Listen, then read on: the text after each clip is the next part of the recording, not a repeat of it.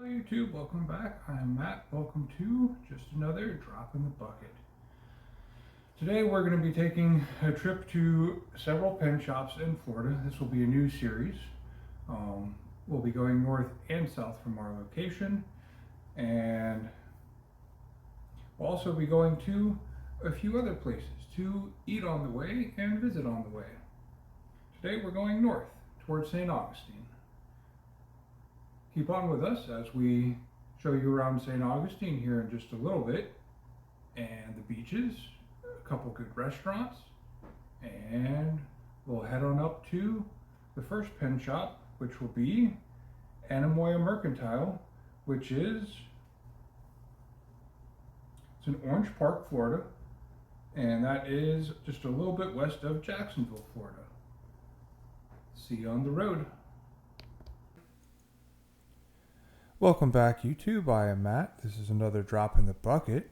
Today, the journey north, first to St. Augustine, and then ultimately further north to Anemoia Mercantile, one of only several shops, pen shops, in all of Florida. St. Augustine is one of the country's oldest cities. It houses several local attractions, mostly being the nearby fort and St. George Street. The cobblestone. Welcome back, YouTube. I am Matt. This is another drop in the bucket. Today, the journey north, first to St. Augustine, and then ultimately further north to Anemoia Mercantile, one of only several shops, pen shops, in all of Florida. St. Augustine is one of the country's oldest cities. It houses several local attractions, mostly being the nearby fort and St. George Street. The cobblestone or brick streets along the way have an old-time feel. In fact, this street and walk-through destinations is home of the oldest schoolhouse in the U.S. It's featured early in this video, although it's important to note that while it is still standing, it can no longer be toured. Along the way, there are many different inns, pubs, gift shops, and fashion places. There are several fudge and ice cream shops, my favorite among them being Kilwin's. Other examples are leather goods shops, a hammock shop, and a newer favorite of mine is Panama Jack's hats. There are tropical clothiers and many more, along with a small art gallery near the back. There's also an old church that is still maintained and in service. It has tours and visitation hours for those that just wish to walk through. If you've ever been to St. Augustine, tell me in the comments what was your favorite place to visit in St. Augustine.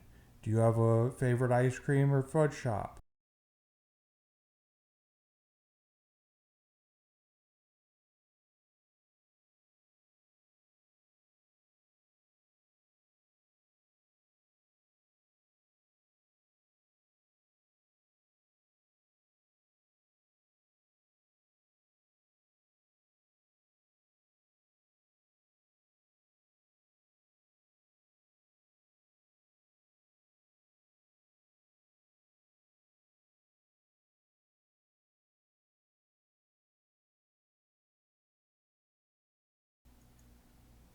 The Conch House Marina and Restaurant is quite the destination.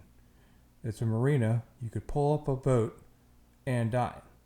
It's a restaurant, being that you could just drive up, park, and eat. It also has an upstairs inn along with it.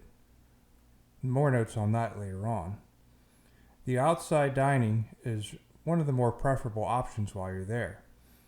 You have great waterside views, it's breezy, and there's tiki huts for a more elevated and personal viewing while you're out there dining. There's also inside options in case the weather isn't to your liking. It's important to note that the upstairs hotel rooms one needs to book almost a year in advance. They're also quite pricey. The bar, which is a little bit further back and dockside, still has dining options while offering live performance on certain days. Lunch while we were there was a smoked fish dip, appetizer, and fish tacos. Dinner has many more Caribbean-themed seafood options, and the conch fritters and the lobster tails are both great choices. The road further north, from Saint Augustine to our final destination, Anemoia Mercantile. To start with, we're on I-95, traveling further north. We hit 295 west and coast over a large river, the St. John's. It's a wonderful view. Finally, we've arrived at one of very few fountain pen and stationery stores and retail shops. Welcome everyone to Orange Park, Florida, and welcome to Anemoia Mercantile. Anemoia was founded in 2020 by interior designer retrophile Jess Love. At Anemoia, the new and old come together for a delightful spin on nostalgia with gotta-have treasures, new and old, for your delight. This store is a must-visit for pen enthusiasts in dipping pens and stationery, and is loaded with old and new school antiques. Anemoia lives up to its name as a nostalgia for a time you never experienced. Both me and Matt will be buying some Dominant Industries ink and getting some dipping pen accessories while we are here. As you can see, we have finally arrived at Anemoia Mercantile. This somewhat sprawling shop is both a crafting goods shop, along with fountain pens, dipping pens, and stationery.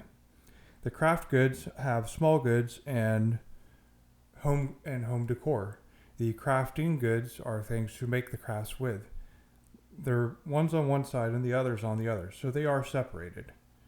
And if that's not perfectly clear, the fountain pens and stationery along with ink are central to both sides. They do have a vintage pen offering. They have several modern pen offerings and quite the splattering of ink that you could sample while you're there. I highly recommend stopping by this shop and checking out their social components.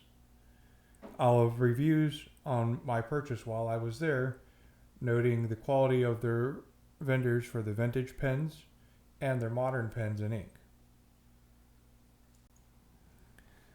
Back down on our way home, we make yet another stop in Saint Augustine, this time at the local pier. The pier was windy but pleasant. The sunset over the water was beautiful. Staying just long enough to go down and look over the water and see how the beaches are, and back out we go. Regardless of when you go, St. Augustine beaches are still a clean pleasure to be part of. The waters are a little cooler but refreshing. The air a little bit crisper and a little bit less balmy. The pier and local beaches are a worthwhile stop before or after a day of pen shopping.